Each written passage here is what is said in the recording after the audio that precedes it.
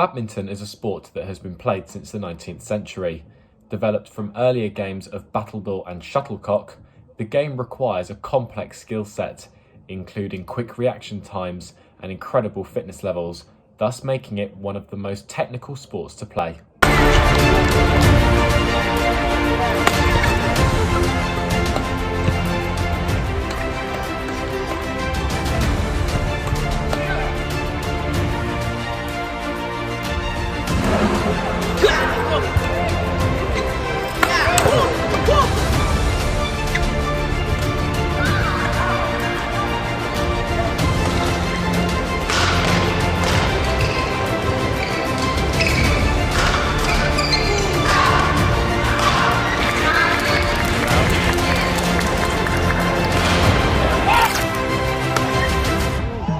In Britain, the sport has been a success in years gone by. The so-called golden generation of GB Olympic badminton came in the early 2000s, where the team won a bronze medal at the Sydney Games in 2000 and a silver medal at the Athens Games in 2004. Since then, success has been few and far between, with only one other Olympic medal coming, a bronze at the Rio 2016 Olympics. The sport is in somewhat of a decline in this country. Funding for the sport has been cut, participation levels are dropping, and media exposure is limited. Solent Badminton vice-captain Emma Precious shares her insight into how the sport is struggling financially. It's a very expensive sport to play.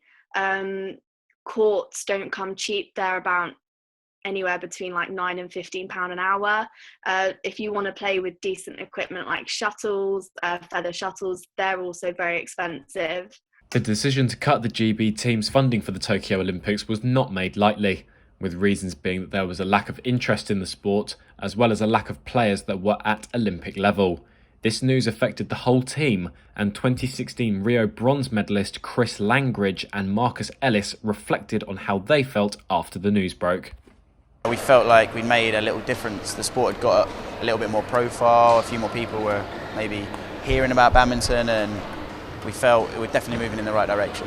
We've got quite a lot of European junior champions, Chris and Gabby, who are showing they're one of the world's best, me and Marcus who have an Olympic medal, Raj who finished 5th at the Olympics, and we have so many world-class players. The whole programme is getting better, and in Tokyo there's no reason why we couldn't get 2 medals, 3 medals, anything's possible if we're given that chance. The GB team were hoping to score some good results at the Tokyo Olympics, with previous success coming at the Rio Olympics in 2016 and the Commonwealth Games. With world-class facilities available for their athletes, some Team GB members were still aiming high despite their Olympic exclusion, as world mixed number 8 player Gabby Adcock explains. Our goals haven't changed. We still want Olympic medals, we still want world medals, as many titles as possible. We want to break that top 4. We're still top 8, we have been for the last 4 years, so we just want to keep improving and keep establishing ourselves on that world class stage and performing and achieve our goals. Despite Team GB's high hopes of future success, what can't be ignored is the quickly declining participation levels for the sport in the UK. A figure released from Sport England shows that between 2017 and 2019, over 100,000 people stopped playing the sport, an issue that Solent men's player Reece Brown links to its dependency on indoor facilities.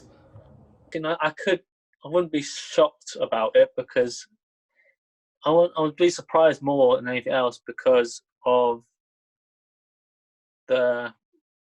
it's an indoor sport. It's not like tennis, you can play outdoors and it has to be down to indoor conditions only to be playing in rain.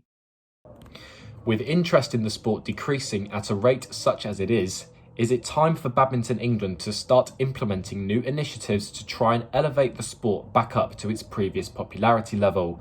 With the sport being expensive to run and to participate in, Emma Precious believes initiatives such as a discounted price system would be a major step in the right direction. The way going about it is, as you said, maybe not offer free stuff, but maybe like trial it in a cheaper way. So clubs can start to, I don't know, say a trial out session that's free and then a discount for however many months if you join. Badminton is a sport that will always struggle to divert attention away from the major sports played around the world, such as football, rugby, tennis and cricket. All those sports mentioned are currently part of the PE curriculum at schools, whereby PE lessons are dedicated to playing those sports throughout the year. Should badminton be dedicated as much time as these other sports, there would more than likely be a sudden spike in participation levels and popularity, and that is something that Reece Brown predicts.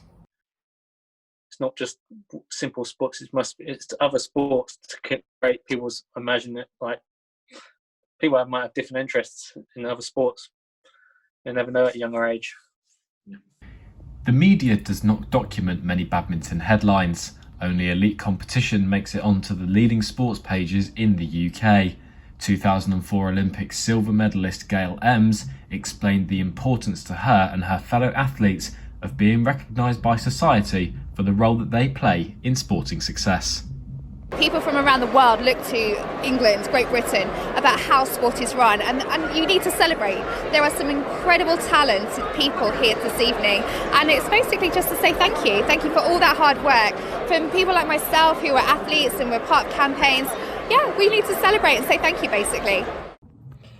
At university level, badminton is somewhat disregarded compared to the other sports on offer to students. At Solent, the badminton team is coached and run by students. The university were having trouble funding the club, but thanks to the new sports complex on the Solent campus, the team have allocated times each week to train and prepare for matches.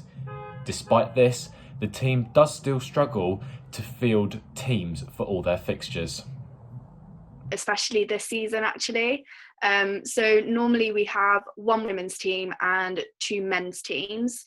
But unfortunately, we actually could only just about get one men's team and one women's team. So we actually had to pull out one of our men's teams this season because of the lack of people wanting to participate, which obviously is quite sad, but yeah, it's just the way it is. But some years you get loads of people that absolutely love the sport and want to play and are really good. And I think maybe just this year we didn't get the luck of the draw with the people that our freshers came in. With no fixed coaching system in place for the badminton team, Emma confesses that it is difficult to keep players motivated throughout the year. The team is currently pursuing the university for a full-time coach, and they hope that the university will realise that badminton is a sport in need of some much-needed help. 100%. We're actually trying to push for a coach at the moment and put badminton sort of on the map at the university, because we feel like the university may focus onto other sports and not really give us and a few other teams sort of the time of day. Whereas like obviously everyone kind of should be equal no matter what sport you're playing. So definitely if we had a coach, one, it would improve us as players and hopefully will allow us to go on and win more. But also, yeah, it will give us that sort of, I don't know, that awareness of who we are. Like all other sports in the world, badminton has halted all of its clubs and tournaments while the coronavirus pandemic continues to keep the world in a strict lockdown. American YouTuber Badminton Becky has spent the last 11 years living in China, whilst learning about what badminton means to the country as a sport. In a vlog she did in February, she documented the issues facing residents over playing badminton while in a lockdown. Restrictions are getting tighter and tighter, and my coach has decided to totally close the courts because I think he could get in trouble if a cop walked by and saw people in a badminton court. So unfortunately, it is totally closed and we have no idea when it will open. Kind of sucks to be a badminton player in China right now. So where does badminton go from here? With the British public vastly losing interest in the sport, Badminton England will be under pressure to come up with new ways to engage the British public in the sport once more. The coronavirus pandemic has gifted the organisation the perfect opportunity to transform the sport, such as cutting costs to play and emphasising how important it is that children pick up badminton from an early age at school. Only time will tell on whether there can be a huge overhaul in the way that the sport is run.